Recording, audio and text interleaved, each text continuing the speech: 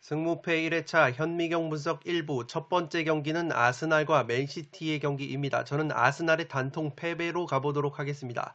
폴더스에 여유가 있으신 분들은 무승부까지 받쳐보실 것을 추천드리도록 하겠습니다.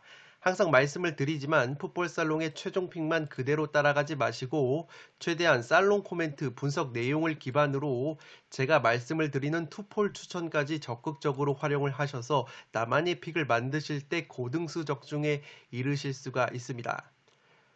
아스날 같은 경우에는 최근 5경기에서 5연승의 상승세를 타고 있습니다. 노리치 원정에서도 5대0 대승을 거두면서 경기력이 올라온 모습을 보여주고 있습니다. 홈과 원정을 비교해봤을 때 홈에서 7승 1무 1패로 원정에서의 4승 1무 5패보다 훨씬 더 좋은 성적을 홈에서 보여주고 있습니다.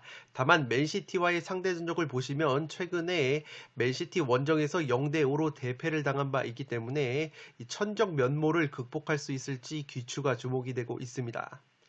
울버햄튼전이 연기가 됐기 때문에 맨시티보다 체력적인 우위가 있습니다. 최근에 주요 공격자원들의 컨디션이 상당히 좋습니다. 사카, 웨데고르, 스미스로우, 마르티넬리, 라카제트 같은 핵심 공격자원들의 컨디션이 골고루 좋기 때문에 아스날 역시 지난 1차전 0대5 대패만큼이나 무기력하게 패배를 할 것 같지는 않습니다. 아르테타 감독이 코로나19 양성 판정을 받았기 때문에 맨시티전에 지휘를 할 수 없게 된 것은 전력 누수라고 보시면 되겠습니다. 핵심 자원들 부상을 보면 측면 수비수 토미야스 선수가 코로나19 여파로 결장을 할 것으로 보이고 오바메양 선수 같은 경우에는 최근에 경기에 나서지 못하고 있는데 오바메양 선수가 없는 것이 오히려 경기력이 살아나고 있는 원동력이 되고 있습니다. 맨시티와의 홈 4경기에서 무득점 침체에 빠져 있고 최근에 맨시티를 상대로 승리가 없는 것이 아스날이라고 보시면 되겠습니다.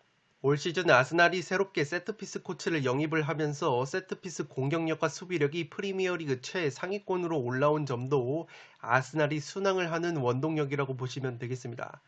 맨시티 같은 경우에는 최근에 브렌트포드 원정에서 1대0 승리를 거두면서 프리미어리그에서 10연승을 질주를 하면서 단독 선두 자리를 굳건히 했습니다. 홈과 원정에서 기복이 없는 8승 1무 1패 성적을 보여주고 있고 아스날보다 체력적인 열세가 있지만 공격 자원들에서 로테이션을 가동을 했기 때문에 일부 선수들의 체력은 안배가 되어 있습니다.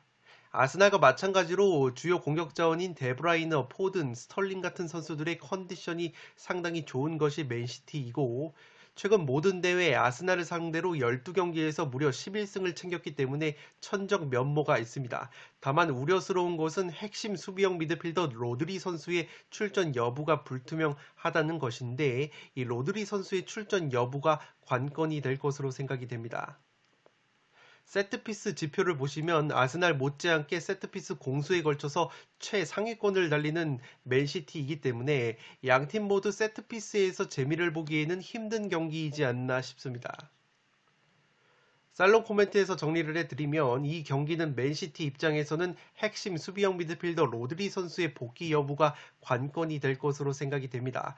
로드리 선수가 최근에 이탈을 하면서 이 베테랑 수비형 미드필더인 페르난지뉴 선수가 2경기 연속 풀타임을 소화를 했는데 만약에 로드리 선수가 또다시 나오지 못한다면 3경기 연속 페르난지뉴 선수가 풀타임을 소화할 것으로 보입니다. 따라서 페르난지뉴 선수의 체력적인 리스크가 상당히 크다고 보시면 되겠고 현재 로드리 선수의 출전 가능성은 반반 정도로 보여집니다. 현지 언론 기사를 찾아본 결과 로드리 선수가 출전이 가능할 것으로 보는 언론도 있고 아직 불가능하다고 보는 언론도 있기 때문에 반반 정도로 보여져서 로드리 선수가 출전을 한다면 맨시티 쪽의 승리 가능성이 좀 더 높아진다고 보시면 되겠고 만약에 로드리 선수의 출전이 불발이 된다면 아스날 쪽 이변 가능성이 올라간다고 보시면 되겠습니다.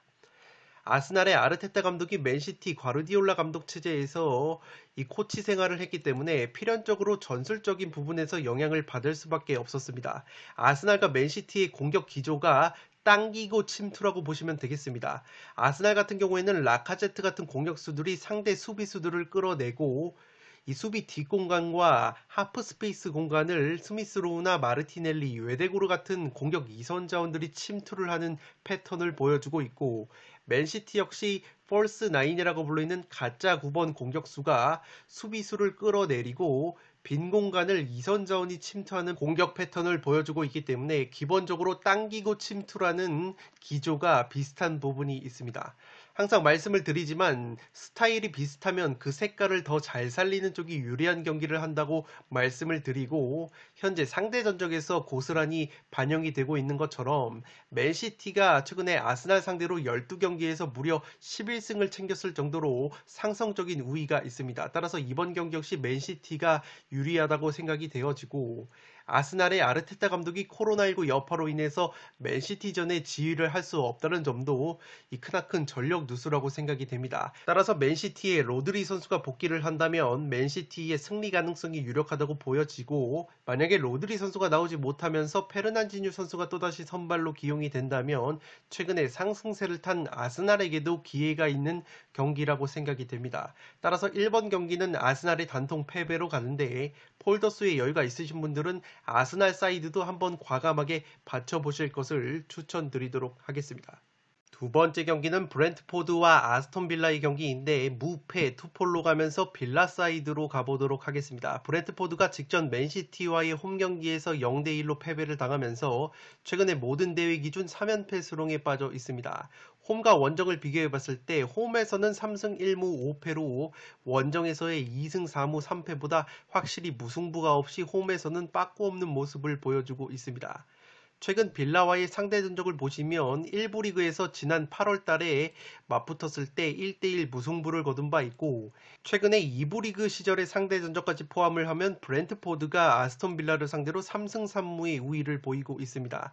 최근에 브렌트포드가 경기력이 들쑥날쑥한 이유가 핵심 골키퍼인 라야 골키퍼가 장기 부상 중이기 때문에 수비력이 상당히 헐거워진 부분이 있습니다. 여기에 코로나19 및 부상 여파로 인해서 결장자가 꾸준하게 증가를 하고 있는 것도 원인이라고 보시면 되겠습니다. 주요 공격 자원인 토니 선수와 카노스 선수 역시 최근에 이 컨디션에 부침을 겪고 있기 때문에 공수에 걸쳐서 시즌 초반만큼의 위력이 나오지 않고 있는 것이 브렌트포드라고 보시면 되겠습니다. 현재 모든 대회 3연패, 최다 연패 중이기 때문에 특출난 패턴은 없다고 보시면 되겠습니다. 세트피스가 기본적으로 강한 브렌트포드이기 때문에 세트피스 득점이 6골이고 기대 득점만 따지고 봤을 때는 8.3골로 공동 1위를 달릴 정도로 확실히 브렌트포드가 세트피스 공격력이 위협적이라고 보시면 되겠습니다. 빌라 같은 경우에는 직전 첼시와의 홈 경기에서 1대3으로 패배를 당하면서 최근에 5경기 2승 3패의 흐름을 보여주고 있습니다. 홈과 원정을 비교해 봤을 때 홈에서 4승 1무 4패, 원정에서 3승 6패로 홈에서 근소하게 성적이 좋은 것이 빌라이고, 올 시즌 특징이 무승부가 딱 한 번밖에 없었습니다. 제라드 감독이 새롭게 들어온 다음에 경기력이 올라오고 있는 빌라이고, 최근에 이기고 지고를 반복을 하고 있지만 패한 팀들이 모두 리버풀이나 첼시 같은 강팀들과의 경기에서 패배를 당한 경기이기 때문에 빌라가 확실히 제라드 감독 체제에서 경기력이 향상이 됐다는 부분을 체크를 해 주시기 바랍니다. 빌라는 중앙 수비수 밍스 선수가 징계로 빠지기 때문에 수비 쪽에 전력 누수가 있을 것으로 생각이 됩니다. 공격 자원인 베일리 선수와 트라우레 선수가 장기 부상 중에 있고, 이 제라드 감독 체제에서 중용을 받고 있는 애슐리영 선수가 최근에 부상 여파로 컨디션이 떨어져 있었는데 이번 경기에 출전 여부를 지켜봐야 할 것으로 생각이 됩니다. 마찬가지로 제라드 감독이 중용을 했었던 나칸바라는 수비형 미드필더 같은 경우에는 부상으로 빠지기 때문에 중원 쪽에 누수가 조금 있는 것이 빌라라고 보시면 되겠습니다. 빌라의 주요 공격 자원들의 컨디션은 와킨스 선수가 제 몫을 해주고 있는데 잉스 선수와 부엔디아 선수는 조금 최근에 부진한 모습이기 때문에 화력 자체가 아쉬움이 있는 것이 빌라라고 보시면 되겠습니다. 최다 연패가 5연패였기 때문에 현재 1패밖에 당하지 않았다는 점에서 특출난 패턴은 없을 것으로 생각이 됩니다. 세트피스 득점력이 7골로 강한데 문제는 세트피스 실점이 7골로 많아서 세트피스 수비력이 조금은 약하다고 보시면 되겠습니다. 살롱 코멘트에서 정리를 해드리면 이 경기는 양팀 모두에게 기회가 있는 매치라고 생각이 됩니다. 먼저 빌라는 제라드 감독 부임 이후에 리그에서 4승 3패의 성적을 보여주고 있는데 이 3패가 맨시티, 리버풀, 첼시라는 최상위권들과의 대결이었고 나머지 잡았어야 하는 체급이 낮은 팀들과의 경기에서는 4전 전승을 거둔 아스톤 빌라이기 때문에 이번 경기 역시 충분히 승리를 노릴 만한 매치라고 생각이 됩니다. 아스톤 빌라에는 지난 시즌 노리치를 승격으로 이끌었던 플레이메이커 부엔디아가 이적을 해온 상황인데 이 부엔디아가 시즌 초반에 기대를 많이 받았음에도 불구하고 1부 리그에 올라와서는 경기력이 나오지 않고 있는데 그래도 귀신같이 2부 리그 시절부터 브렌트포드만 만나면 펄펄 날아다녔던 모습이 있습니다. 1부 리그 올라와서 처음으로 브렌트포드와 맞붙었던 8월달 맞대결에서도 부엔디아 선수가 브렌트포드를 상대로 동점골을 넣었을 정도로 확실히 브렌트포드 천적 면모를 보여주고 있기 때문에 아스톤 빌라의 부엔디아 선수가 활약을 할 가능성이 있어 보입니다. 브렌트포드는 주전 골키퍼 라야 선수가 부상으로 빠진 이후에 꾸준하게 실점이 늘어나면서 수비력이 흔들리고 있고 코로나 이슈와 부상자까지 겹치면서 전력 누수가 전체적으로 심하다고 보시면 되겠습니다. 여기에 이반 톤이나 카노스 같은 핵심 공격 자원들의 컨디션이 좋지 못하기 때문에 공수에 걸쳐서 빌라에게 열세가 있을 것으로 생각이 됩니다. 그래도 브레트포드가 2부 리그 시절부터 빌라를 상대로 강한 면모를 보이고 있고 기본적으로 세트피스에 강점이 있다는 부분이 긍정적인 요소로 작용을 할 것으로 생각이 됩니다. 앞서 말씀을 드린 것처럼 아스톤 빌라가 세트피스 공격력은 강한데 세트피스 수비가 약하기 때문에 브렌트포드 역시 아스톤 빌라를 세트피스로 공략할 만한 매치라고 생각이 됩니다. 다만 브렌트포드도 직접 맨시티전에서 세트피스 수비 상황에서 불안감을 노출한 바 있고 특히 측면에서 올라오는 얼리 크로스의 취약점을 노출한 바 있기 때문에 아스톤 빌라가 기본적으로 제라드 감독 체제에서 양쪽 풀백을 공격적으로 활용을 하면서 측면에서 크로스를 자주 올리기 때문에 브렌트포드가 맨시티전에서 노출했었던 측면 수비의 약점이 아스톤 빌라를 상대로도 드러날 수 있어 보입니다. 올 시즌 빌라가 무승부가 딱 한 번이 있는데 그게 지난 8월달의 브렌트포드전이었습니다. 그렇기 때문에 이번 경기 역시 의외로 무승부가 또다시 나올 만한 매치라고 생각이 되어지고 빌라의 핵심 미드필더 맥긴 선수가 지난 맞대결에서는 결장을 했는데 이번 경기에서는 출전 가능성이 높다는 점에서 최근에 맥긴 선수의 컨디션이 좋기 때문에 맥긴 선수가 이 변수가 될 것으로 생각이 됩니다. 물론 브렌트포드 입장에서도 지난 1차전 맞대결 당시에 아스톤 빌라의 수비수 밍스 선수가 결장을 했었는데 공교롭게도 이번 경기 역시 밍스 선수가 결장이 되기 때문에 지난 아스톤 빌라전에서 골을 넣었던 토니 선수가 또다시 활개를 칠 가능성이 있어 보입니다. 제라드 감독 체제에서 잡을 경기는 잡고 가는 빌라가 브렌트포드 킬러 부엔디아를 앞세워서 근소하게 승리를 거두거나 브렌트포드 역시 상대 전적에서의 우위와 홈발 그리고 빌라의 핵심 수비수인 밍스 선수의 결장에 따른 빌라의 수비 누수까지 고려를 하면 지난 맞대결처럼 팽팽한 무승부까지 노릴 수 있는 매치라고 생각이 됩니다. 따라서 이번 경기는 무패 투폴로 가보도록 하겠습니다. 3번 경기는 와포드와 토트넘의 경기인데 와포드의 단통 패배로 가보도록 하겠습니다. 와포드가 최근에 5연패의 수렁에 빠져 있습니다. 웨스트햄과의 홈경기에서도 선제골을 넣었지만 내리 4골이나 내주면서 1대4로 대패를 당한 바 있습니다. 올 시즌 무승부가 딱 한 번밖에 없습니다. 홈에서 2승 1무 6패, 원정에서도 2승 0무 6패로 빠꾸가 없는 경기를 보여주고 있고 홈에서 오히려 실점이 늘어나는 약점이 있습니다. 토트넘과의 상대 전적을 보시면 지난 8월 달에 토트넘 원정에서 0대1로 패배를 당한 바 있습니다. 주요 자원의 컨디션을 보면 데니스라는 공격수가 최근에 5경기에서 4골을 넣어주면서 사르 선수가 빠진 공격을 이끌어주고 있습니다. 조슈아 킹 선수는 최근에 좋은 골 감각을 보여주다가 어느덧 4경기째 득점이 없는 모습을 보여주고 있기 때문에 엠마누엘 데니스 선수의 어깨가 무거울 것으로 생각이 됩니다. 핵심 측면 자원인 사르 선수가 부상으로 이탈이 되어 있고 포스터 골키퍼 역시 부상으로 빠져 있기 때문에 공수에 걸쳐서 전력 누수가 있습니다. 이미 시즌 최다 연패인 5연패 수렁에 빠져 있는 와포드이기 때문에 반드시 분위기 반전이 필요한 와포드라고 보시면 되겠습니다. 그나마 고무적인 것은 홈 경기에서만큼은 최근에 토트넘을 상대로 패배가 없다고 합니다. 세트피스 실점이 7골로 많지만 기본적으로 토트넘이 세트피스 득점이 3골밖에 없기 때문에 와포드의 약점인 세트피스 수비가 그렇게까지 흔들릴 가능성은 없어 보입니다. 토트넘은 최근에 무패 행진을 이어갔지만 사우스햄튼 원정에서 1대1 무승부에 그친 것이 굉장히 아쉽다고 보시면 되겠습니다. 사우스햄튼이 일찌감치 한 명이 퇴장을 당했지만 수적 우위 속에도 불구하고 역전골을 넣지 못하면서 1대1 무승부에 그쳤습니다. 토트넘은 확실히 홈에서 7승 1무 2패로 홈 깡패 면모를 보여주지만 원정에서는 2승 2무 3패로 성적이 기대 이하의 모습을 보여주고 있습니다. 그래도 주요 공격 자원인 손흥민, 해리케인, 모우라 이 3총 사이의 컨디션이 상당히 좋기 때문에 화력적으로는 부족함이 없을 것으로 생각이 됩니다.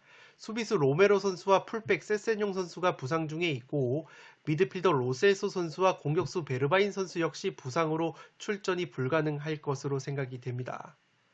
올 시즌 모든 대회에서 2연무가 없습니다. 현재 1무 중이라는 점에서 패턴적으로 봤을 때 다음 경기 무승부는 없을 것으로 생각이 됩니다. 모든 대회 와포드를 상대로 20경기에서 패배는 딱 2패밖에 없었기 때문에 상대 전적 면에서도 토트넘이 압도적인 우위를 보이고 있다고 보시면 되겠습니다.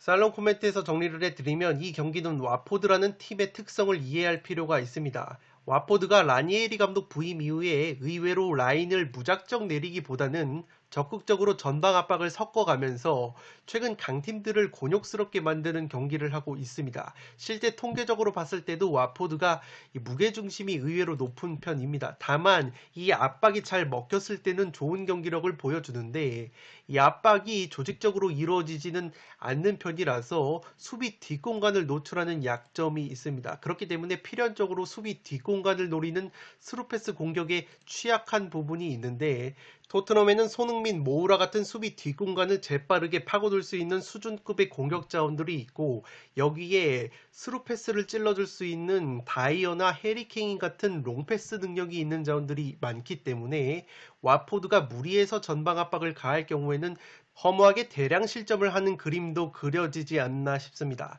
지난 웨스트햄전에서 와포드 수비수들이 웨스트햄의 공격수 보엔 선수의 개인기를 막는 데 애를 먹었는데 토트넘에는 손흥민이나 모우라 같은 이 1대1 돌파에 능한 자원들이 많기 때문에 와포드의 수비수들이 상당히 고전을 할 것으로 생각이 됩니다.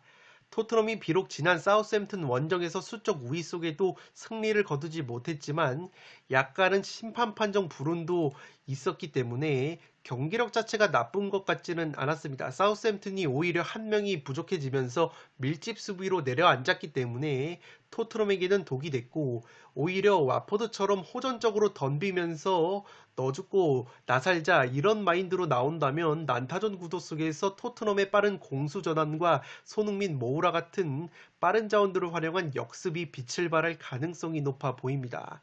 따라서 3번 경기는 와포드의 단통 패배로 가보도록 하겠습니다. 4번 경기는 크리스탈 팰리스와 웨스트햄의 경기인데 무패 투폴로 가면서 웨스트햄 사이드로 가보도록 하겠습니다. 크리스탈 팰리스가 노리치와의 홈 경기에서 3대0 깔끔한 승리를 거뒀습니다. 홈과 원정을 비교해봤을 때 4승 5무 1패로 홈에서 1패밖에 없는 극강의 모습을 보여주고 있는 것이 팰리스이고 홈에서 성적과 공격력, 수비력이 모두 상승이 되는 부분이 있습니다. 웨스트햄과의 상대 전적을 보시면 최근에 8월 달에 맞대결을 펼쳤는데 웨스트햄 원정에서 2대2 난타전 끝에 무승부를 거둔 바 있습니다. 최근에 웨스트햄과의 상대 전적을 보시면 2승 3무 1패로 근소한 우위를 보이고 있는 팰리스이고 다만 우려스러운 것은 핵심 미드필더 갤러거 선수가 코로나19 루머가 있습니다. 직전 경기 노리치전에서 결정이 된 갤러거 선수인데 현재 코로나19 양성이 떴다는 루머가 있기 때문에 만약에 갤러거 선수가 또다시 나오지 못한다면 뼈아픈 전력 누수가 될 것으로 생각이 됩니다. 이 갤러거 선수가 지난 8월 웨스트햄 원정에서 2대2로 비길 때 혼자서 2골을 넣었던 선수이기 때문에 웨스트햄전에 이번에 나서지 못한다면 팰리스가 공수에 걸쳐서 문제가 클 것으로 생각이 됩니다. 그래도 벤테케 선수와 윌프리드 자하라는 핵심 공격 자원들이 모두 복귀가 가능한 크리스탈 팰리스이고 노리치 시티전에서 마테타라는 공격수가 시즌 첫 골을 넣은 점은 고무적이라고 할 수 있겠습니다. 에드와르 선수가 최근에 3경기에서 1골 3도움을 올려주고 있기 때문에 핵심 공격자원들의 컨디션이 그렇게까지 나쁜 편은 아니라고 보시면 되겠습니다. 리그 8번 무승부가 있기 때문에 최다 무자비 공동 2위 면모가 있고 특히 홈에서는 4승 5무 1패로 쉽게 패하지 않는 모습이기 때문에 웨스트햄을 상대로도 무승부 정도는 충분히 거둘 수 있는 저력이 있다고 보시면 되겠습니다. 올 시즌 최다 연승이 2연승인데 현재 1승 중이라는 점에서 패턴적으로는 2연승이 나와도 이상할 것이 없는 매치라고 생각이 됩니다. 크리스탈 팰리스의 최대 약점은 세트피스인데 세트피스 실점이 11골로 레스터시티와 공동 1위를 달릴 정도로 세트피스 수비가 상당히 약한 부분이 있습니다. 웨스트햄 같은 경우에는 와포드 원정에서 4대1 대승을 거두면서 최근에 좋지 못했던 흐름을 끊어냈습니다. 홈과 원정을 비교해 봤을 때 홈에서 4승 2무 3패, 원정에서 5승 2무 3패로 홈과 원정에서 기복이 없는 경기력을 보여주고 있습니다. 웨스트햄이 최근에 흔들렸던 이유가 핵심 중앙수비 듀오인 오그본나 선수와 주마 선수가 부상으로 이탈이 됐고 풀백 크레스웰 선수가 이탈이 되면서 이 세트피스 위력이 반감이 된 것이 뼈아픈 전력 누수라고 보시면 되겠습니다. 그래도 핵심 미드필더인 데클란 라이스 선수가 와포드전에 징계로 휴식을 취하고 돌아오기 때문에 그러한 부분은 고무적이라고 할 수 있겠습니다.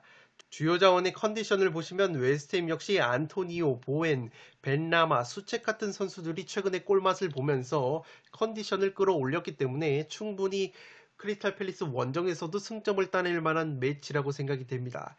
세트피스 수비가 크리스탈 팰리스가 약점이라고 말씀을 드렸는데 기본적으로 웨스트햄은 프리미어리그에서 세트피스 최상위권을 달리는 팀이기 때문에 세트피스로 재미를 볼 가능성이 조금은 있지 않을까 싶습니다. 살롱 코멘트에서 정리를 해드리면 크리스탈 팰리스의 핵심 미드필더인 코너 갤러거 선수의 출전 여부가 관건이 될 것으로 생각이 됩니다. 갤러거가 코로나19 양성이 나왔다는 루머가 있기 때문에 실제 노리치전에 결장을 한 만큼 이번 경기에 출전이 불발이 된다면 공수에 걸쳐서 뼈아픈 전력 누수가 될 것으로 생각이 됩니다.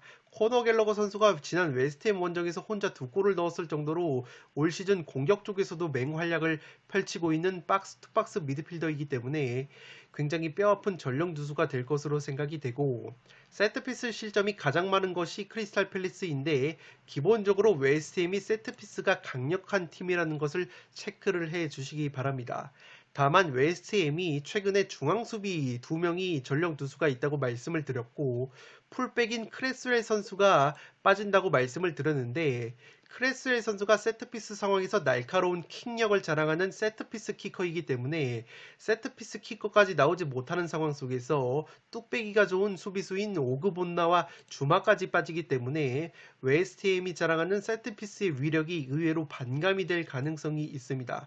그러한 부분은 크리스탈 팰리스에게 호재라고 보여지고 또한 수비 상황에서 오그본나와 주마 선수 대신 나오고 있는 도슨과 디오프라는 중앙수비 조합이 상당히 불안한 수비를 최근에 보여주고 있는 웨스트햄입니다.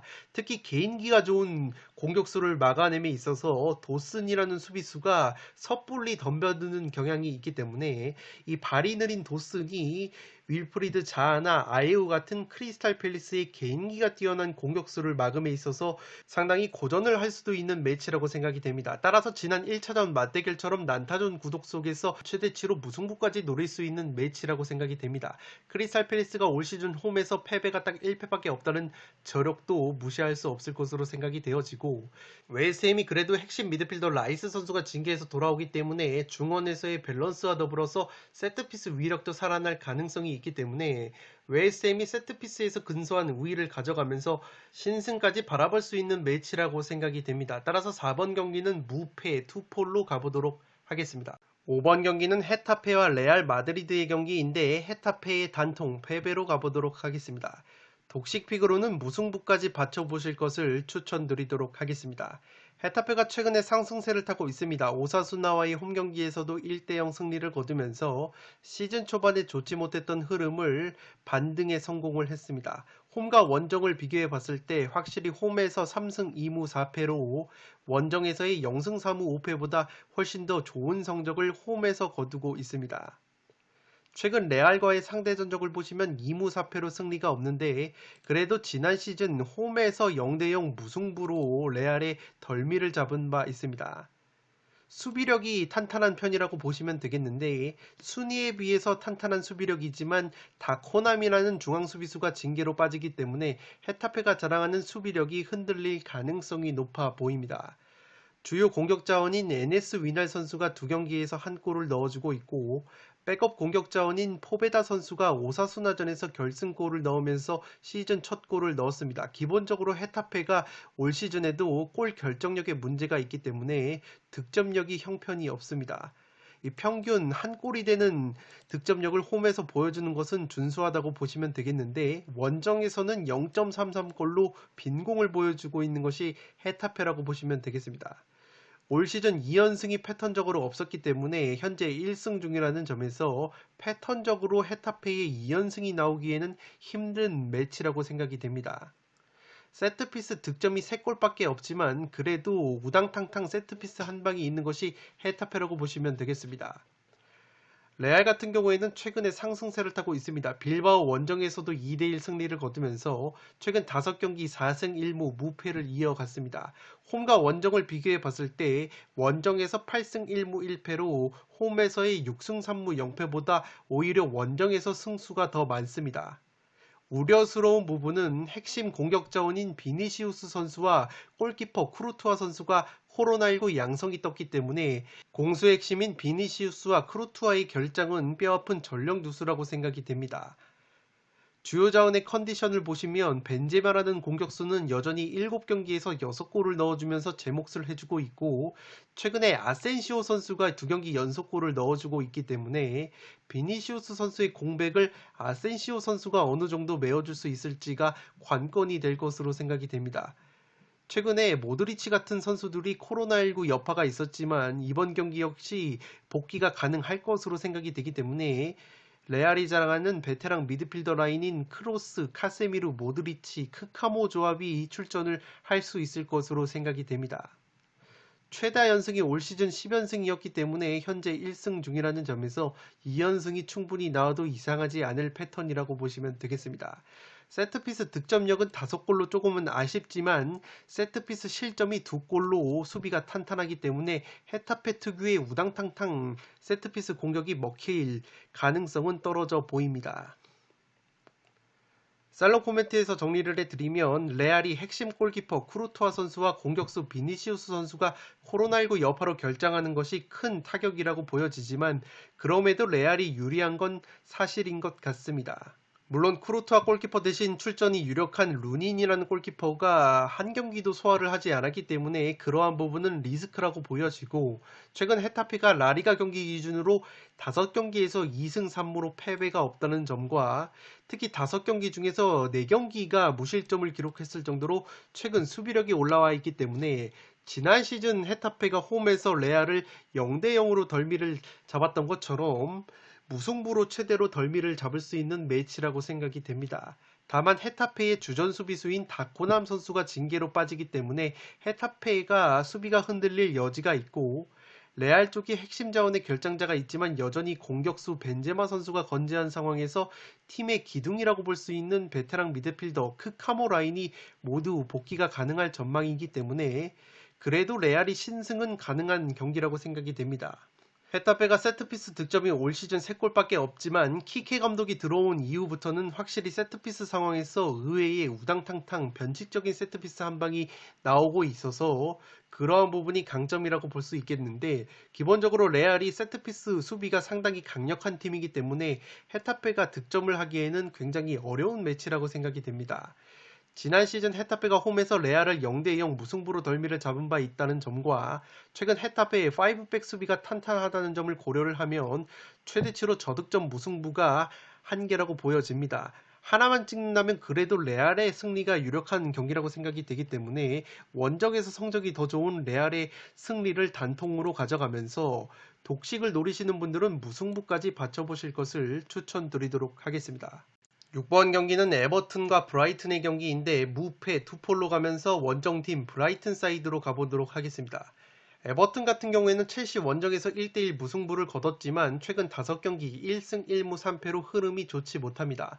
그나마 고무적인 것은 홈구장인 구디슨 파크에서는 4승 1무 3패로 원정에서의 1승 3무 5패보다 확실히 홈에서 성적이 좋고 특히 공격력이 2배 가까이 홈에서 상승이 되는 부분이기 때문에 그러한 측면을 믿어봄직한 에버튼이라고 보시면 되겠습니다.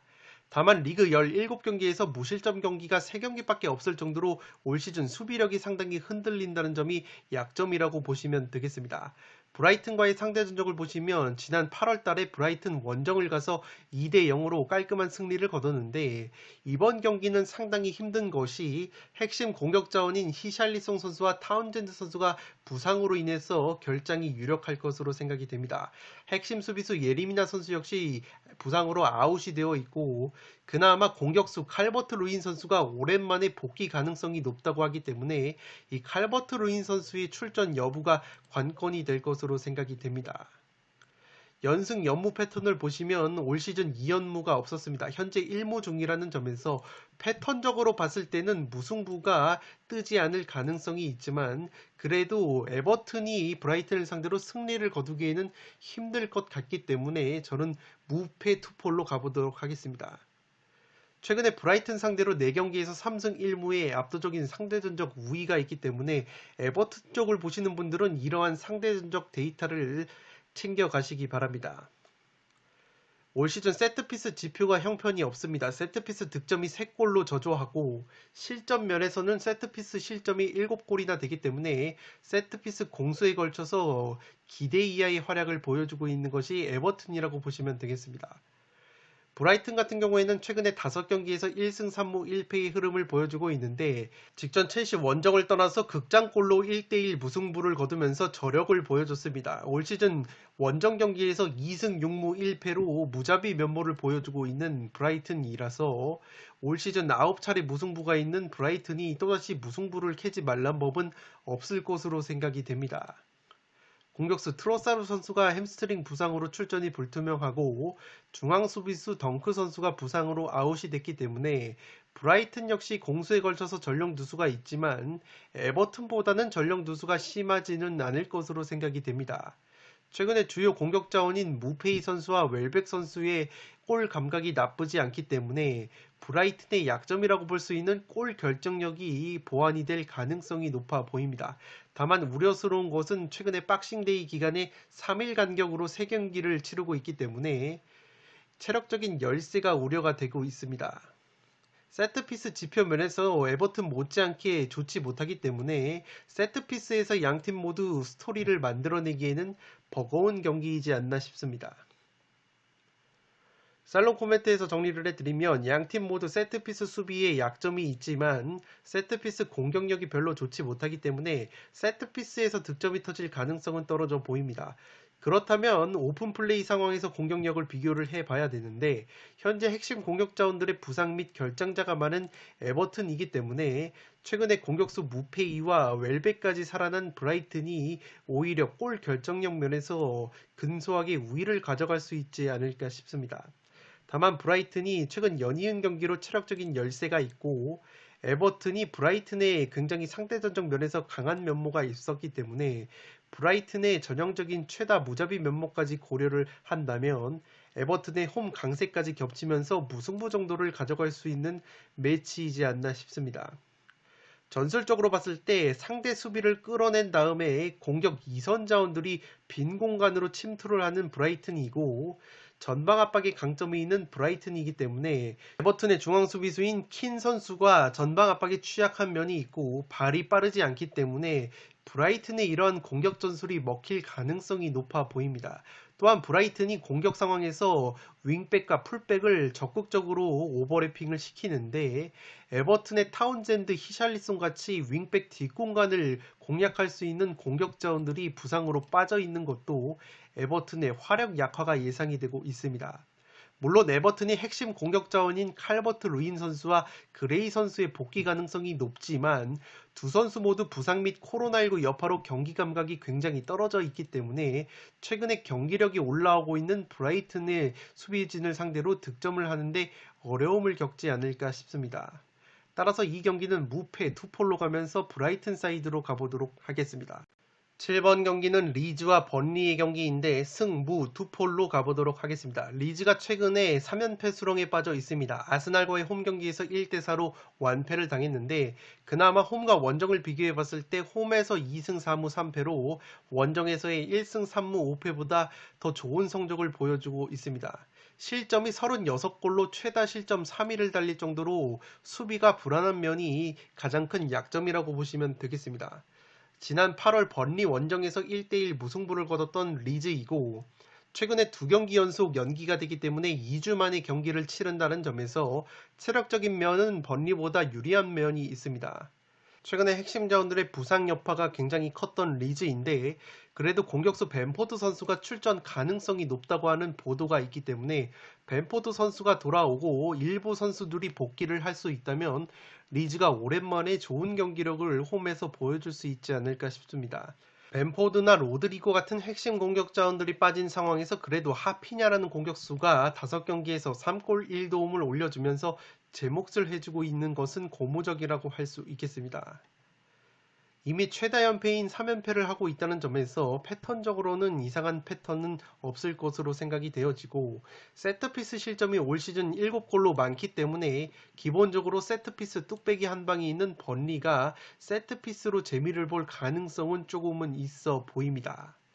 번리 같은 경우에는 맨유 원정에서 1대3으로 패배를 당했습니다. 최근 5경기에서 3무 2패, 승리가 없는 것이 번리이고 올 시즌 홈과 원정을 비교해 봤을 때 홈에서 1승 4무 2패, 원정에서 0승 4무 5패로 확실히 원정에서 패배가 늘어나는 것이 번리이고 특히 실점이 딱 2배가량 증가가 되는 번리이기 때문에 번리가 리즈 원정에서 승리를 따내기에는 굉장히 버거운 매치이지 않나 싶습니다. 설상가상으로 골키퍼 포프 선수와 미드필더 브라운힐 선수가 코로나19로 인해서 결장이 유력하고 핵심 공격수 코르네 선수 역시 부상으로 인해서 출전이 불투명하기 때문에 공수에 걸쳐서 번리 역시 리즈 못지않게 전력 누수가 심하다고 보시면 되겠습니다. 여기에 핵심 공격수인 크리스 우드 선수가 최근에 4경기 무득점 침체에 빠져 있는 것도 번리가 고전을 하고 있는 이유라고 보시면 되겠습니다. 올 시즌 무승부가 8번이나 있기 때문에 무자비 면모가 있고 세트피스가 기본적으로 강한 팀이기 때문에 리즈를 상대로 세트피스로 재미를 보지 못한다면 리즈에게 굉장히 어려운 경기를 할 수 있지 않을까 싶습니다. 올 시즌 최다 연패가 2연패였는데 현재 1패 중이라는 점에서 패턴적으로 리즈의 패에도 전혀 이상할 것이 없는 매치라고 보시면 되겠습니다. 살롱 코멘트에서 정리를 해드리면 벤포드 선수가 복귀를 할 수 있다면 막스 코르네가 빠지는 번리를 상대로 리즈가 화력적으로 우위에 설 것으로 보입니다. 현지 언론의 보도에 따르면 벤포드 선수의 복귀 가능성이 좀 더 커 보이는 것이 사실이고 번리 같은 경우에는 코르네 선수가 빠지는 공격뿐만 아니라 포프 골키퍼가 빠지는 수비까지 문제가 발생할 여지가 있어 보입니다. 연이은 경기로 체력적인 우위가 있는 것도 리즈가 유리하다고 보여지는 요소라고 보시면 되겠습니다. 리즈가 전방 압박이 특징인 팀인데 1대1 맨마킹 압박을 펼치기 때문에 상대팀이 공격수들이 유기적인 스위칭을 가져갈 경우에는 굉장히 고전을 하는 모습이 있습니다. 다만 번리 같은 경우에는 공격 자원들의 유기적인 스위칭보다는 피지컬을 바탕으로 한 제공권 그리고 포스트 플레이, 세컨볼 위주로 공격을 진행을 하기 때문에 체력적으로 빵빵한 리즈의 맨마킹 압박이 먹혀들 가능성이 높아 보입니다. 이 제이 로드리게스나 코르네 같은 공격수들이 유기적인 움직임을 가져갈 수 있지만 이 두 선수 모두 부상 및 코로나19 여파로 출전이 불투명하다는 점도 번리로서는 악재라고 보시면 되겠습니다.